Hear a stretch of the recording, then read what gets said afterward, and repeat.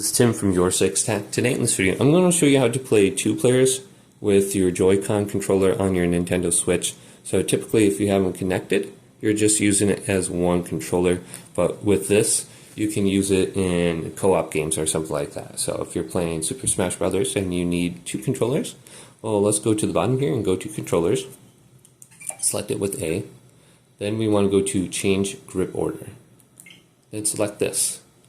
Now, when we get to this screen, it says two players are supported. So we want to go to the individual Joy-Cons and then attach them.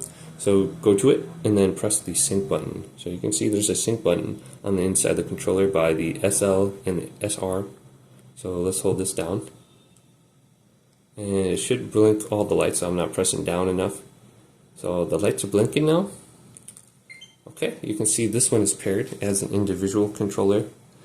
And then we want to press these buttons on the inside. So you have the SL and the SR. So let's press these down. Boom.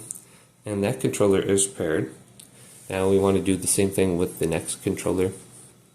So just press this down in the middle. And then you can see it's on the screen, and then press the inner buttons.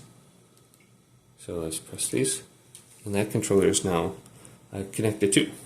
And it says press the right D-pad button when you're ready.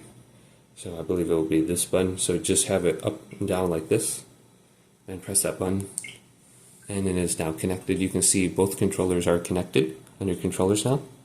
And then we can go to close, and we can start playing our games now, and we should be able to connect playing two players now. So hopefully this video did indeed help you out. If it did, leave it a big thumbs up and subscribe to my channel down below for more tech videos coming up next on Your Six Tac.